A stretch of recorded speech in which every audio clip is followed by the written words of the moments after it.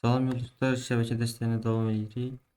İndi yorumlarda bir qardaş yazmışdı ki, seni seviyesine kadar ve seni seviyesine göre etməyinə görə ki, eləmək istəmirəm. Çünki senidə biraz fokus, belə deyim ki, Cisco Pocket Tracer'dan biraz çox praktik eləmək lazımdır.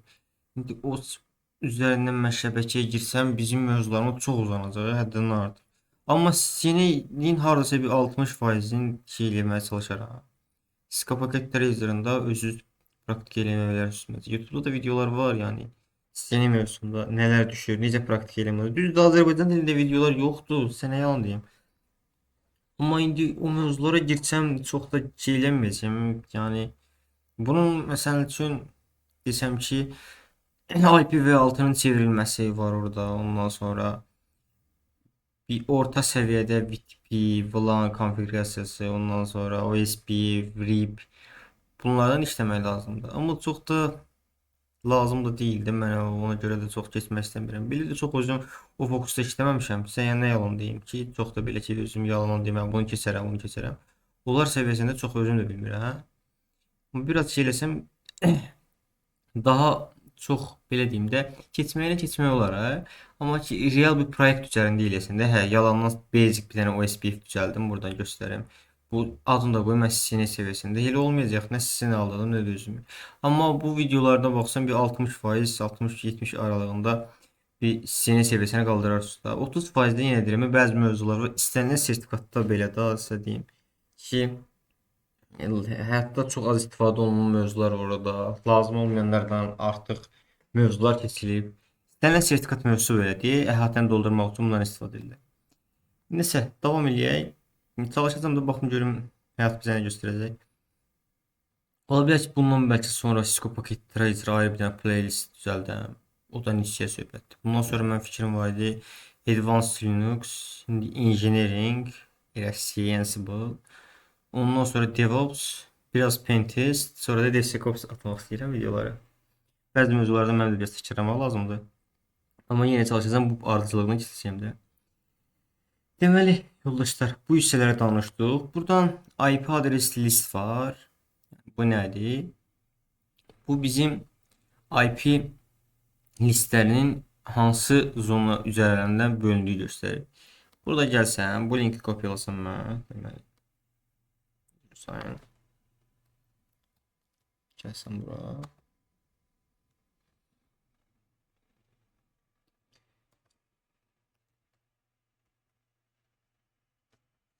Buradan ölkələr arasında hansı IP listlərin olduğunu göstərir. Deyə bilərsiniz, bu nə üçün istifadə olunur? Məsələn, mən buraya yazsam, IP, my IP yazsam belə.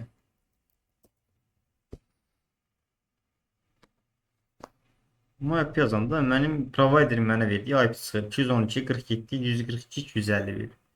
Okey. Bu IP ilə mən gəlib buradan axtarıb eləyib tapa bilərəm ki, məsələn görürəm ki, Azərbaycan sözünə yazsam, getsəm burada Azərbaycan policy. Ya da belə eləmək olar ki, siz misal yani bir proyekt yaratmaq istəyirsiniz. Deyirsiniz ki, Ermənistan insan tərəfindən proyektə giriş olmasın. Gəlib bu IP listələrini götürürük buradan, atırıq oradan blokun listəsinə. Yəni heç birbaşa olaraq da girişə eləyə bilmir də sizin application'a bu ölkə üzərindən. Deyə bilərsiniz ki, VPN yat istifadə edib girə biləcək. Təbii ki, mən də razıyam. Amma şimdi minimal şey təmin edirsən də ki, kriteriyalarda, yəni deyirsən ki, bu ölkə girənməsin, gəlib bu list üzərindən konkret yaza bilərsən ki, artıq bu ölkənin sən Bhutan, Bermuda, Belçika, Brezilya, Barbados üçün Belarus bu tipli ölkələr mənim applicationıma girə bilməsin. Sadə səviyyədə bunu eləyirik. İndi davam edək slide üzərindən. Bunu açılıb.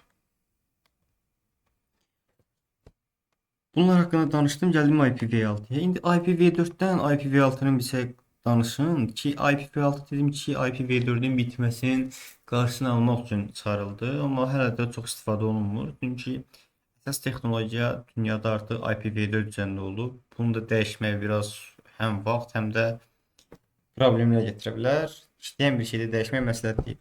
IP6 ilə IPv4'ün fərqləri. IPv4 yazı buradan göstərək elə yazaq. IPv4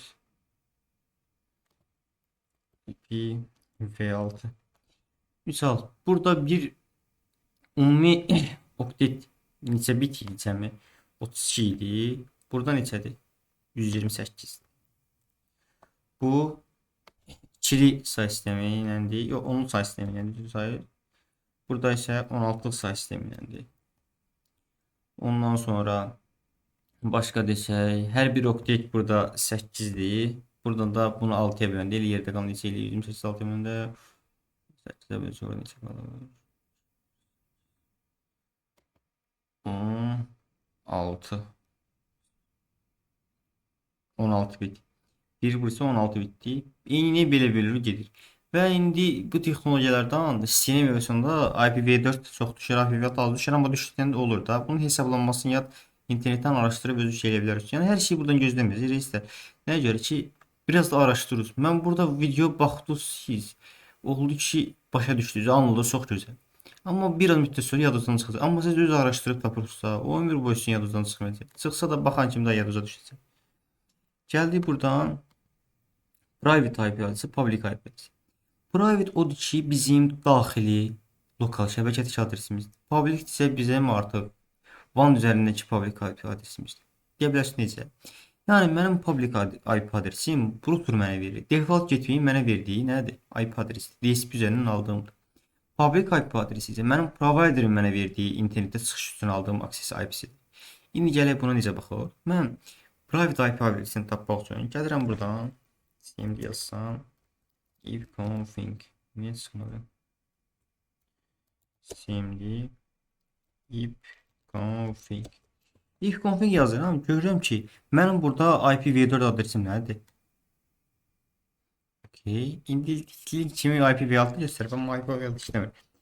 Buradan görürəm ki, IPv4 adresimdir, düzdür mənim. Burada subnet maskımı göstərir. 255.255.0. Mən 255.255.0 görəcək bir də sual eləyək də.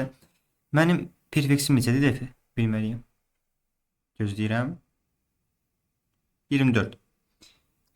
24 mənim 255.255.255.0 onda konkret nəyimdir sabit. Mənim şəbəkədə qoşulan qurğu sayım nə qədər olacaq? 250 neçə? 4. 254 qoşulacaq qurğu sayım olacaq. Burada isə bir networkda bir quratkasıdır. Default getiyim neçədir? 192, 168, 101 mənim default getiyim. Gözəl. İndi gəlib mən konkret belə desəm ki, public bu mənim private IP-imdir, düzdür?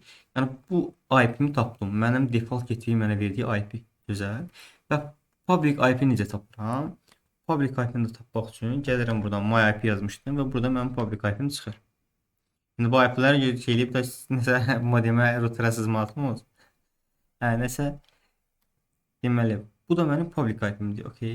Gəlsəm indi buradan. Bu mənim private-imdir, bu public IP-imdir. İndi NAT mövzusuna yavaş-yavaş girəcəm ki, amma görün burada nə qalıb ki, NAT mövzusuna bir şey qalmır. Deyə bilərsiniz ki, deyirsən IPv4 bitir. Bu qədər client necə şey gedir? Və da belə deyərsən ki, niyə bu daxili IP var, niyə xarici IP var, nə mənası var da bunlar? Biz demişdik, IPv4 limitli idi, sayı bitəcəkdi, sonra IPv6 çıxarıldı, amma sonra dedim ki, NAT texnologiyası çıxarıldı. Bu artıq demək olar ki, IPv4 limitsiz. İndi gəlir bu NAT texnologiyasından danışaq. NAT nədir yoldaşlar? Network Address Translation. Yəni ki, belə desəm, buranı təmizləyim.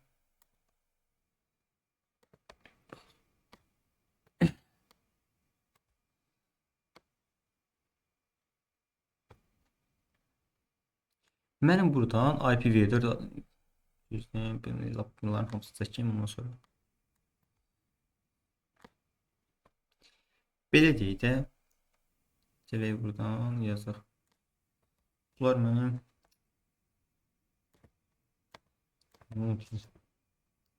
misal 192, 168 öz IP-imdən göstərməyə çalışacağam. Məndə neçə idi? 12 IP-sidir. Misal bu olsun 192, 168, 113, 192, 168, 114. Atıram da. Bak 25 olsun. Fərqi yox. Mənim routerımdır. Bunun IP-si 192. Mesela orada necədir belə yazıram. Bu da internetdə YouTube'un serveri olsun. Okey. Mən bu YouTube'a çıxmaq istəyir. 192, 160, 113. Bu necə bunun üzərindən çıxır? Burada mən dedim ki, mənim public IP'm də var idi. Public IP'm neçə idi? Buradan gəlib yazsam.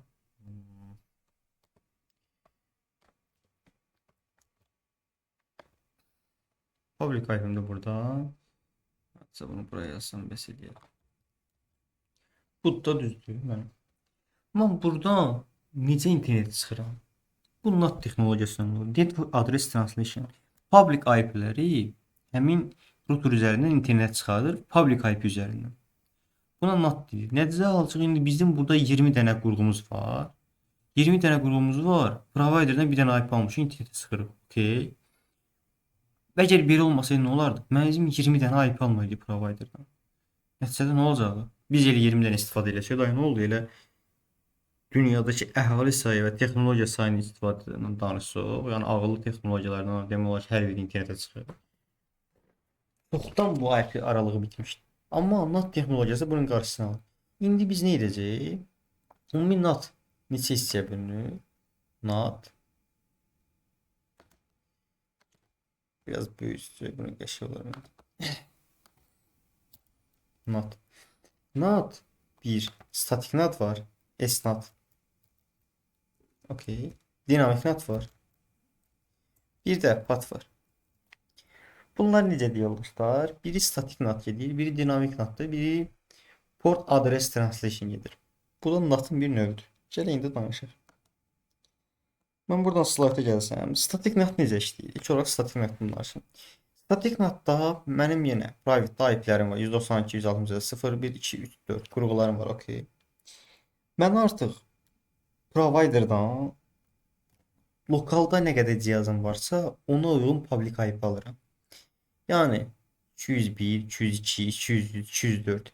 4 dənə qurğum yoxdur. 4 dənə public IP almalıyım. Və həmişə deyirəm ki, 192, 168, 01 qurğusu internetə çıxış etdikdə 200, 200, 201 IP-sinin internetə çıxsın. 2-də 2 ilə, 3-də 3-dən, 4-də 4-dən. Yəni ki, bu internet çıxanda daim bundan olsun. Bu nədə istifadə olunur? Şirkət təhlükəsində istifadə olunur. Yəni sizin belə deyək, prezidentin bir dənə public IP-si var. Onun internetdəki çıxışını nəzarət edirlər. Vəsaitə. Şirkətdə də müdirin bir dənə public IP-si var. O internetdə ancaq bunun üzərindən çıxır. Belə nəzarət edirlər. İndi belə deyə bilərik ki, şirkətdə hər hansı bir belə deyək də server var. O serverlərin IP-si statik IP-lərdir. Təbii ki, buna load balancer yadda əlavə olunur. İndi konkret sən serverin IP-sini publicdə verəməzsən. Qabağında bir load balancer olur, onun qabağında firewall olur. Sən həmin serveri birbaşa satsan, o sənin təhlükəsinin heç bir əhəmiyyəti qalmır da. Load balancer qoyurlar ki, yüklənmə olmasın bu serverdə. Nəsə çox girməyim onun ya. Bu statik NAT. Yəni bizim lokalda nə qədər IP cihazımız varsa, o qədər də publicdən IP alır. Providerdən normalda alır da 25 manat, 20 manat. Hər public IP-nin qiyməti 5 manatdır. İndi gəldik statik NAT-ı bildik, dinamik. Dinamik NAT necə işləyir? Eyni bizim yenə bu aralıqda qurğularım sayım var. Amma mən public IP-lərin bir dənə list alıram, ümumi pool. Məsələn 1, 2, 8 dənə almışam. Random burada yazılıb 8 dənə almışam. Artıq bu dəyişir. Yəni 1 gedib 8-dən də çıxa bilər internetdə. 1 gedib 2 ilə də çıxa bilər. 1 gedib 5 ilə də çıxa bilər. Dəyişir də, yəni ki, bunun internetə çıxma istəyi daim dəyişir. Bunu şirkətdə bunun da istifadə olunur, amma o qədər görməmişəm. Yəni nə deyim? Dinamik NAT-dan. Statik NAT seç. Statik NAT çox məşhur yayılıb. Amma ki, dinamik NAT-dan bu qədər görməmişəm mən. Bu belə olur ki, yəni bu qədər IP aralığını alıbsan, bu qurğular bunun üzərindən daim çıxır da internetə fərqli. Əslində bu da istifadə olunur. Niyə? Çünki amma ki, yəni sırf mahiyyəti itibarilə ümumi bir şey deyil də, məcbur deyil də bu. Alırsan ki, daim sorğular fərqli IP-lər üzərinə çıxsın, yükləmə olmasın bu tərəfdə. İndi bir də bizim bunu load balancerda buna istifadə eləmək olar ki, ancaq fərqli IP-lər üzərinə çıxsın. Bir də bizim NAT-ın hansı növü var? PAT var. Port Address Translation. Port Address Translation nədir? Artıq eyni ilə bizim yenə lokalda IP-lərimiz var. Amma artıq providerdən bir dənə public IP alıram. Görürsüz? Mən öz lokaldakı IP-min hansı portu ilə çıxış edirəmsə, gəlib public IP-mdə həmin portu ilə çıxış edirəm. Yəni mən 192, 168, 112 IP-si varsa məndə, private-də görürük burada. 112 IP-si, okey. 112 IP-si varsa, mənim providerdə aldığım IP neçə idi? 212, 47, 142, 251. Mən bunun, məsələn, öz portumun neçəyə çıxış edirəm? 100-dən çıxış elədim. Gəlib bunun da 100 portuna çıxış edirəm. Burada da artıq deyim ki, mən buradan indi patdan çıxış elədim də, bu mənim fiziki qurğumdur. Burada bizim routerumuzdur, bu da internetdə. Mən buradan dedim ki, 100 IP-min 100 portu ilə çıxış elədim. 100 sayın. 100 IP-min 100 portu ilə çıxış elədim. 100 IP-min 2 dəqiqə. Davam edək yoldaşlar. Yəni ki, mən öz 190 buranı lap silim, lap səliqəli yazım. Güzel səliqəli.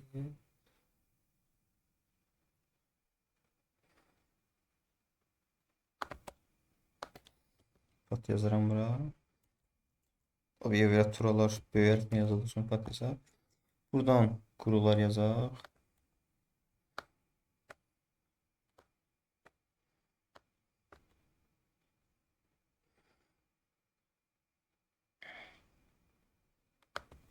Mənim buradakı quruların IP-m neçə idi? 192. Misalda indi 12 IP-si də düzdür. 12 IP-sini 192, 168, 112 IP-sini 100 portu ilə atıram da random. 100 olmasın, reallı olsun.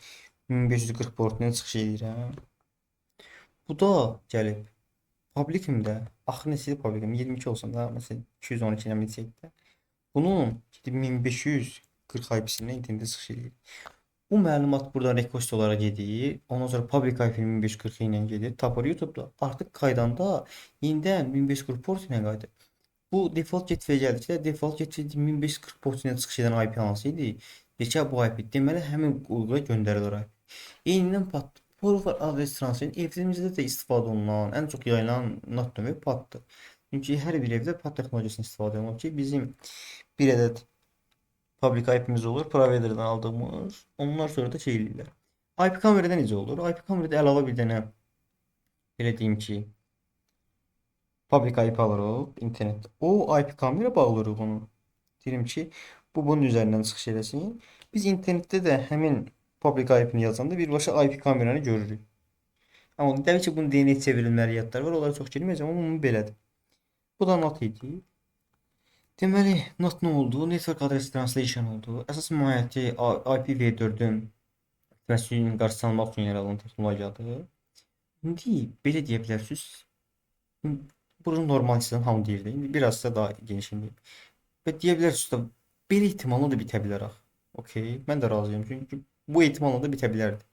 O necə bitə bilməz? Çünki artıq NAT altından at, NAT altından at, NAT altından at. NATlaşma deyilən bir şey var. Bunu silək. Belə deyim ki, bu ümumi bir hovuzda düzdür. Mən indi 192, 168, 101 deyirəm də. Başqa evdə başqa bir 100.1 var da. İndi bu providerlər də bir yerdən IP alır. O da NAT üzərindən bunu çıxardır internetdə.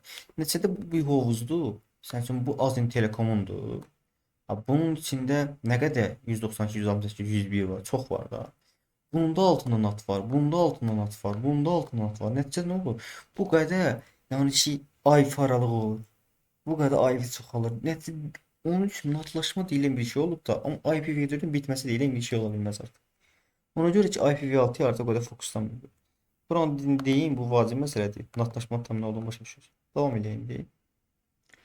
Buradan bu videonu bitireyim. Artıq OSM modelinə keçəcəm ki, OSM modelində daha geniş danışarıq onlardan.